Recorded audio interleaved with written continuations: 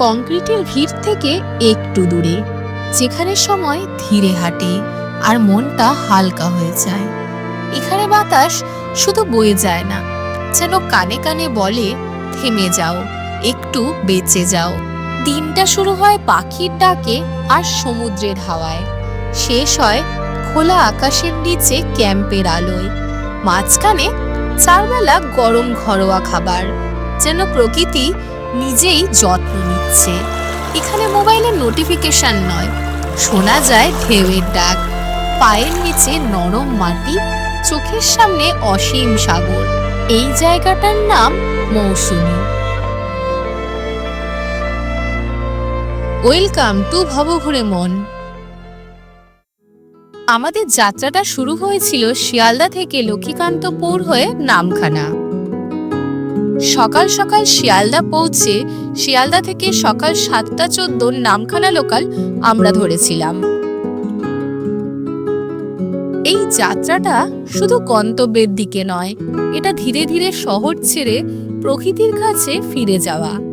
ট্রেনটা যখন ছুটে চলছে সবুজ মাঠ, নদী, ছোট ছোট স্টেশনের পাশ দিয়ে, মনে হচ্ছে যেন প্রতিটা স্টেশনই একটা গল্প বলে যাচ্ছে। এই যাত্রার একটা নতুন অভিজ্ঞতা ছিল এই 2 টাকার সিঙ্গারাটা, যেটা 5টা দেয় 10 টাকায়। ধীরে ধীরে ট্রেনটা গতি কমিয়ে দিল, জানলার বাইরে ভেসে উঠল সেই নামটা, নামখানা। এইবার স্টেশনের বাইরে যাওয়ার পালা।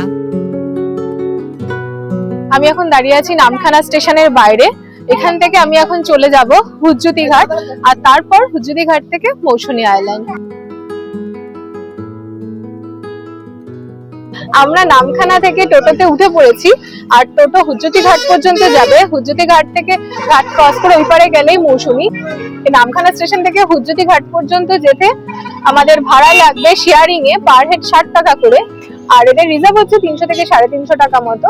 আর এখানে টোটাল যে রাস্তাটা রয়েছে 18 কিলোমিটার মতন, ওই 40 থেকে 45 মিনিট মতন টাইম লাগবে। প্রসঙ্গত বলে রাখি, এই মৌসুমী যাওয়ার জন্য পাতিবনিয়া এছাড়া বাগডাঙ্গা এই দুটো ঘাট হয়েও যাওয়া যায়। বাগডাঙ্গা ঘাট হয়ে মৌসুমী একটু তাড়াতাড়ি পৌঁছানো যায়, কিন্তু সেক্ষেত্রে আপনাদেরকে স্টেশন থেকে নেমে রাস্তার দিকে উঠে আসতে হবে, এবং রাস্তায় এসেই আপনারা ম্যাজিক পাবেন, যেই ম্যাজিকে করে আপনারা বাগডাঙ্গা ঘাট পৌঁছে যেতে পারবেন। চলুন, আমরা পৌঁছে গেছি হুজ্জুতি ঘাটে। এই ঘাটের পাশ থেকেই আমরা সকালবেলার ব্রেকফাস্ট সেরে নিয়েছিলাম, কারণ ক্যাম্পে আমাদের লাঞ্চ থেকে প্যাকেজ স্টার্ট হচ্ছে। আমরা 25শে ডিসেম্বরে মৌসুমী গিয়েছিলাম। যেহেতু পিক টাইম, তাই এখানে লাইন দিয়ে দাঁড়িয়ে তারপর নৌকো ধরতে হয়েছিল। এখানে নৌকো পারাপার করতে পার হেড 10 টাকা করে লাগে। মৌসুমী দ্বীপে থাকা মানুষদের শহরের সাথে যোগাযোগের মাধ্যমই হলো এই নৌকো। নৌকোয় উঠতেই মনে হলো এবার শহরটা সত্যিই পেছনে পড়ে গেল। এখানে এসে মনে হয় প্রকৃতি কথা বলতে জানে। সে চেঁচায় না, সে ডাক দেয় না, সে শুধু নীরবে ছুঁয়ে যায় মনটা। চারপাশে যতদূর চোখ যায় সবুজ আর ঘোলা জলের মেলবন্ধন। আকাশ যেন একটু নিচেই নেমে এসেছে, আর বাতাসে মিশে আছে নোনা গন্ধ আর শান্তির ছোঁয়া। আমরা যে সময় নদী পার হচ্ছিলাম তখন চলছিল জোয়ার। জোয়ারের কারণে নদী উত্তাল হয়ে উঠেছিল। এ যেন এক আলাদাই রোমহর্ষক ব্যাপার। জল ছেড়ে আস্তে আস্তে স্থলের দিকে আমরা এগিয়ে চললাম, আর বুকের ভেতরে নেমে আসলো এক অদ্ভুত শান্তি। ঘাট পার হয়ে উঠে আসলেই এখানে রয়েছে টোটো স্ট্যান্ড। এখান থেকে শেয়ারিং বা রিজার্ভ করে আপনারা ক্যাম্পে চলে যেতে পারেন। এখান থেকে শেয়ারিং এ 35 টাকা করে পার পার্সন টোটো ভাড়া লাগে। আমাদের টোটো যত ক্যাম্পের দিকে এগিয়ে চলল, প্রকৃতি যেন ধীরে ধীরে নিজেকে মেলে ধরল। দুপাশে কাঁচা মাটির ঘর, নুয়ে থাকা ঘাস আর হাওয়ায় ভাসছে গ্রামের গন্ধ। আমরা ওই রাস্তাটা দিয়ে এসেছি। এখানে এই দোকানটার সামনে টোটো দাঁড় করিয়ে দেবে, আর এদিক দিয়ে ঢুকে গেলেই লাস্টে আমাদের যে ক্যাম্প রয়েছে সৃজাসানা। আমরা চলে এসেছি আমাদের আজকের ক্যাম্প সৃজাসানা ইনে। এখানে নর্মাল টাইমে ভাড়া থাকে 1200 টাকা করে পার ডে, 4 বেলা খাওয়া থাকে, লাঞ্চ থেকে স্টার্ট হয় পরের দিনের ব্রেকফাস্ট পর্যন্ত। আর আজকে যেহেতু এখন 25 ডিসেম্বরে এখানে সিজন রয়েছে, তো আজকের দিনের জন্য 1300 টাকা করে। এই যে আমাদের ওয়েলকাম ড্রিঙ্ক চলে এসেছে, ডাব। এই হলো আমাদের রুম। এই যে এখানে রয়েছে এরকম একটা বড় বেড, কিং সাইজ বেড রয়েছে, যেখানে দুজন একটা বাচ্চা নিয়ে ভালো মতো থাকতে পারবে। আর এটা নন এসি রুম রয়েছে। যেহেতু এখন শীতকাল, এসি রুম নিয়ে আমার লাভ নেই, তাই নন এসি আমরা নিয়েছিলাম। এখানে একটা টেবিল রয়েছে, আর এই হচ্ছে ওয়াশরুম।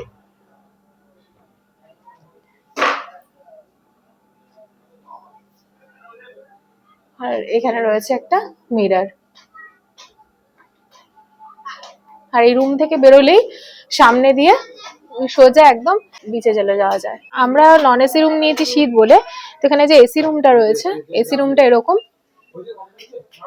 এই হলো একটা কিং সাইজ বেড, এই রুম, এসি রয়েছে,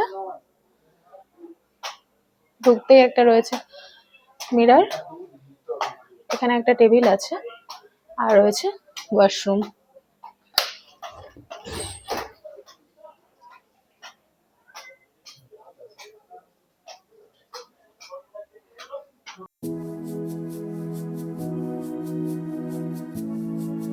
সমস্ত ফ্যামিলিরাও রয়েছে। অনেকেই ভাবেন হয়তো যে মৌসুমী শুধুমাত্র ইয়াং ছেলে মেয়েদেরই জায়গা, এজেড মানুষরা আসেন না, কিন্তু না, আমাদের সাথেও এরকম অনেক মানুষ এসেছেন। আর এখানেও এই ক্যাম্পেও আমি অনেককে দেখলাম বয়স্ক মানুষরা রয়েছেন। এমনটা নয় যে শুধুমাত্র ইয়াংদের জন্য মৌসুমী। এই হলো ক্যাম্পের ভেতরের পুরো এরিয়াটা।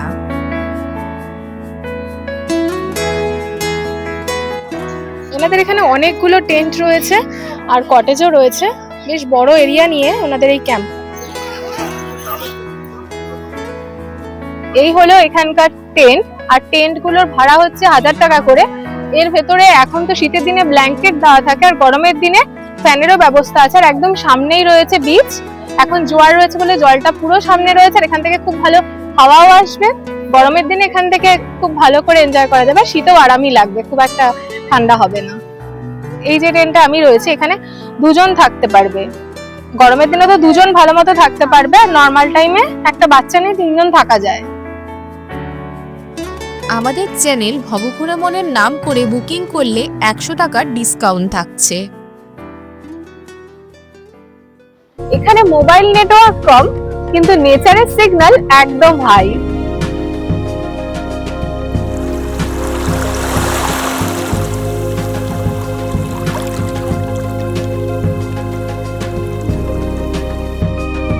নীল আকাশ আর সমুদ্রের মাঝে একটা শান্ত পৃথিবী, যেখানে বাঁশের খুঁটির ওপর দাঁড়িয়ে থাকা ক্যাম্পগুলো আকাশ আর মাটির মাঝখানে যেন গল্প বলে চলেছে।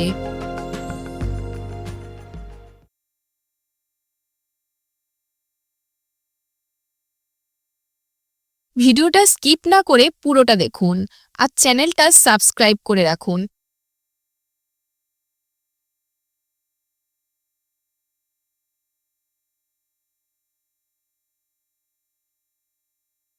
আজকে আমি চলে এসেছি মৌসুমী আইল্যান্ড। তো মৌসুমী আইল্যান্ড এখন বাংলার ছোট ছোট ছেলে মেয়েদের বা টিনেজার্সদের বা যেটাকে আমরা বলি জেনজি, এদের খুবই পছন্দের জায়গা। তবে আমি এখানে এসে আজকে দেখলাম অনেক এজেড মানুষরাও এখানে এসেছে, সবাই সবাই নিজের মতো করে এখানে আনন্দ করছে।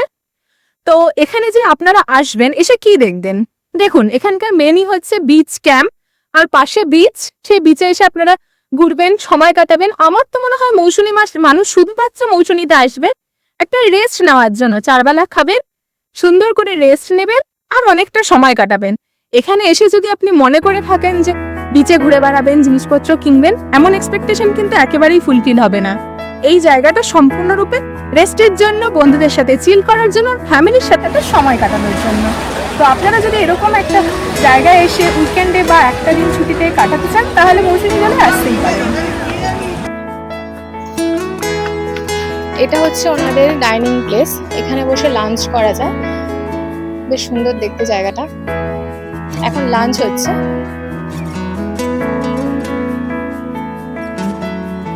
আজকে দুপুরের মেনুতে আমাদের রয়েছে ভাত, ডাল, আলু ভাজা, পাঁপড় ভাজা, এখানে রয়েছে গলদা চিংড়ি, ফুলকপি আলুর তরকারি, পমফ্রেট মাছ, চাটনি, মিষ্টি।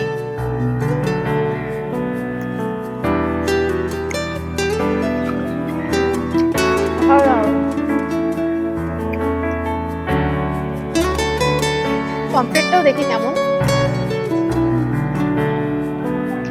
সতেজ, সমুদ্র উপকূলবর্তী জায়গার মাছ সবসময় সতেজই হয়, ভালো।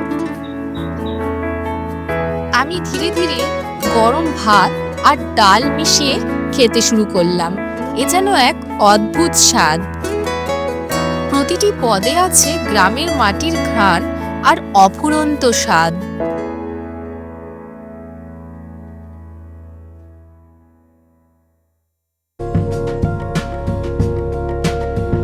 দুপুরবেলা খাওয়া দাওয়া করার পর ক্যাম্পের বাচ্চাদের সাথে কিছুটা সময় কাটিয়ে নিচ্ছিলাম।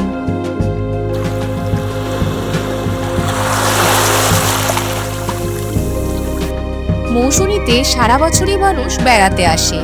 বাঙালির পছন্দের উইকেন্ড ডেস্টিনেশনগুলোর মধ্যে এখন অন্যতম প্রধান হয়ে উঠেছে এই মৌসুমী, কারণ খুব অল্প খরচে 1 থেকে 2 দিনের জন্য বেশ ভালোই ঘুরে আসা যায়।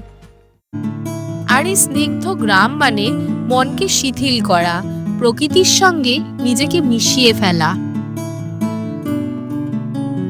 মৌসুমী মানে কিন্তু শুধুমাত্র বিচ আর বিচ সাইড ক্যাম্পই নয়, এখানকার যে গ্রাম্য পরিবেশ, যারা প্রকৃতি প্রেমী তাদের কাছে কিন্তু এটা উপরি পাওনা।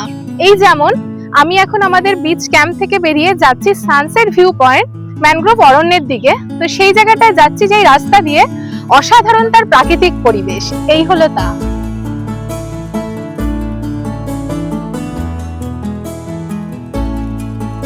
গ্রাম বাংলার সাথে এই মাটির ঘরের কিন্তু সম্পর্ক অত্যন্ত নিবিড়। আজকাল বেশিরভাগ জায়গায় এটা বিলুপ্ত, কিছু গ্রাম এখনো তার ঐতিহ্য ধরে রেখেছে। তার মধ্যে এই একটা বাড়ি আমি খুঁজে পেলাম এই মৌসুমীতে।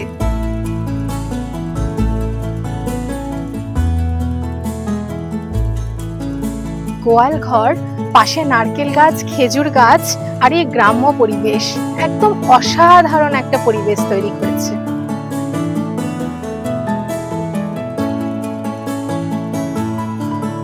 এইসব সুন্দর গ্রাম দেখেই কবি জীবনানন্দ দাশ বলেছিলেন, বাংলার মুখ আমি দেখিয়াছি, তাই আমি পৃথিবীর রূপ খুঁজিতে যাই না আর।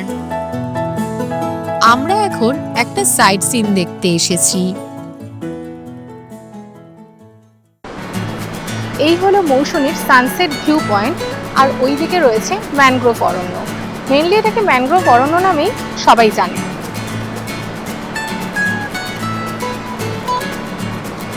এই জায়গাটার দূরত্ব আমাদের ক্যাম্প থেকে ওই ধরুন 5 থেকে 10 মিনিটের হাঁটা পথ, তবে তা শর্টকাট রাস্তায়।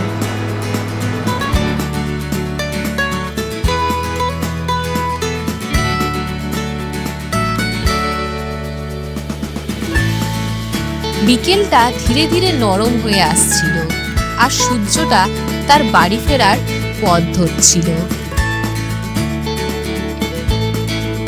এইখানে প্রায় অনেকটা ম্যানগ্রোভ অরণ্য প্রায় মরে গেছে। এই জায়গাটা দিয়ে যেতে যেতে আমি ভাবছিলাম, সত্যি যদি এখনো আমরা গাছকে যত্ন না করি, একদিন গাছ মরে গেলে প্রকৃতিকে কেমন দেখাবে।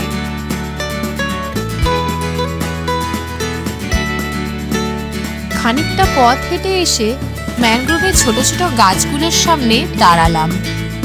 এইখানে পাখির ডানা ঝাপটানোর শব্দ, পাতার ফাঁক দিয়ে বাতাসের ফিসফিস করে কথা, আর দূরে ডুবে যাওয়া রোদের রং, সব মিলিয়ে মনে হচ্ছিল প্রকৃতি আজ কিছু বলতে চায়।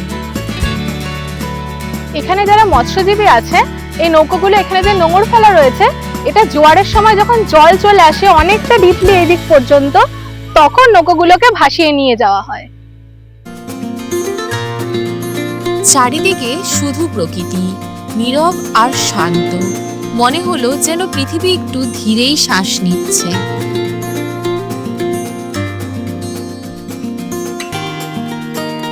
ফটোশুট অথবা প্রি ওয়েডিং ফটোশুটের জন্য তোমরা যদি ইউনিক জায়গা খোঁজো, তাহলে কম খরচে মৌসুমীতে এসে এই ম্যানগ্রোভ অরণ্যে তোমরা ফটোশুট করতেই পারো। তবে হ্যাঁ, মৌসুমী যথেষ্ট ঘিঞ্জি, তাই ফটোশুটের জন্য এখানে আদর্শ টাইম হচ্ছে একদম সকালবেলা। আর্লি মর্নিং এ এসে যদি তোমরা সেট আপ করে নাও, সূর্যটা উঠছে তখন, সানরাইজের টাইমে ফটোগুলো খুব ভালো উঠবে আর ঘিঞ্জিও থাকবে না।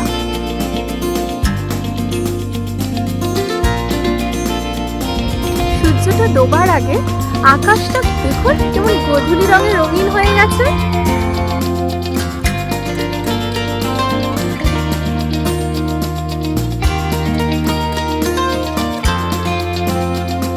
ওই যে ম্যানগ্রোভ অরণ্যে গিয়েছিলাম, ওইখান থেকে এসে এইদিকে অপোজিট দিকে রাস্তার উপরে একটা চায়ের দোকান রয়েছে, এখানে বসে সানসেট দেখতে দেখতে এক কাপ চা হয়ে যেতেই পারে। সূর্য ডোবার পর আমিও ক্যাম্পে ফেরার রাস্তা ধরলাম। সন্ধ্যা হতেই দেখলাম এলাকার লোকেরা সব ফুচকা খাওয়ার জন্য তোড়জোড় লাগিয়েছে, ভাবলাম আমিও যোগদান করি। খেয়ে দেখা যাক কেমন।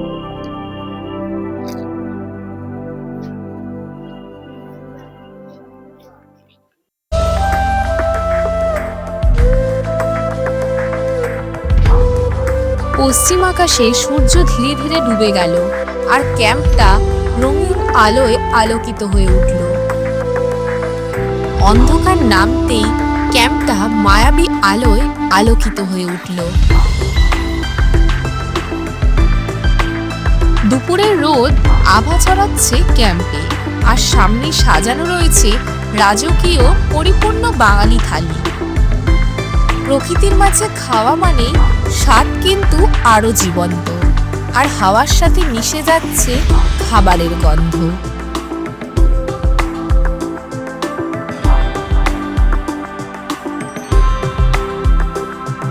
শীতের সন্ধ্যায় পরিবেশকে আরেকটু উষ্ণ করতে চলে উঠল বনফায়ার, আর চারপাশে নানান ধরনের গান বেজে উঠল। আর তারপরে চলে এলো সন্ধ্যাবেলার চা।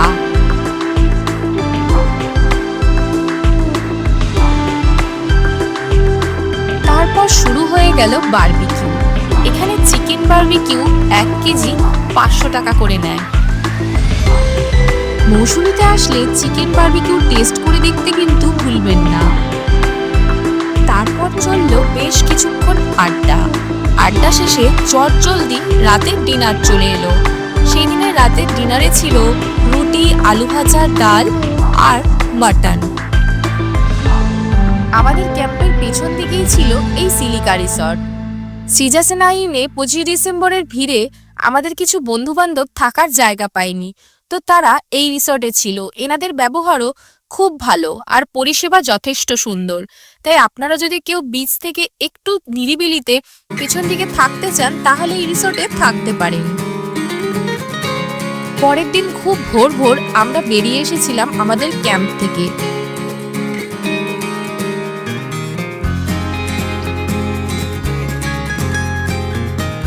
আপনারা যদি মনে করছেন কেউ নামখানা থেকে 8টা 17 ট্রেনটা ধরবেন, তাহলে আপনাদের সকাল সকাল চলে আসতে হবে বাগডাঙ্গা ঘাটে। বাগডাঙ্গা ঘাট থেকে সহজে নৌকোটা পেয়ে যাবে, আর তাতে আপনাদের সঠিক টাইমে পৌঁছে যেতে পারবে। কারণ হুজ্জতি ঘাট আমাদের যে ক্যাম্পগুলো রয়েছে সেখান থেকে একটু দূরে, আর আমাদের ক্যাম্পগুলো থেকে এই ঘাটটা 25 মিনিটের মধ্যে চলে আসা যায়। আমরা বেরিয়ে পড়েছি সকাল সকাল, কারণ আজকে আমাদের অফিস ধরতে হবে, তাই আমরা ব্রেকফাস্টও স্কিপ করেছি। ডাইরেক্ট আমরা এখান থেকে অফিস পৌঁছে যাবো। সেই কারণে ক্যাম্প থেকে এই জায়গা পর্যন্ত বাগডাঙ্গা ঘাট পর্যন্ত আসতে যেহেতু সকালে কোনো শেয়ারিং পাওয়া যায় না, রিজার্ভে 150 টাকা নেয়, আর এখান থেকে বোটের ভাড়া হচ্ছে 5 টাকা জনপ্রতি।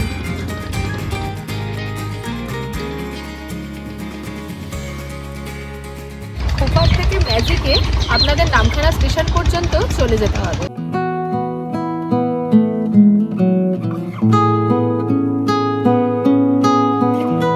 এটা আইল্যান্ড হওয়ায় এদের সাথে শহরের পুরো যোগাযোগের মাধ্যমই হলো নৌকো।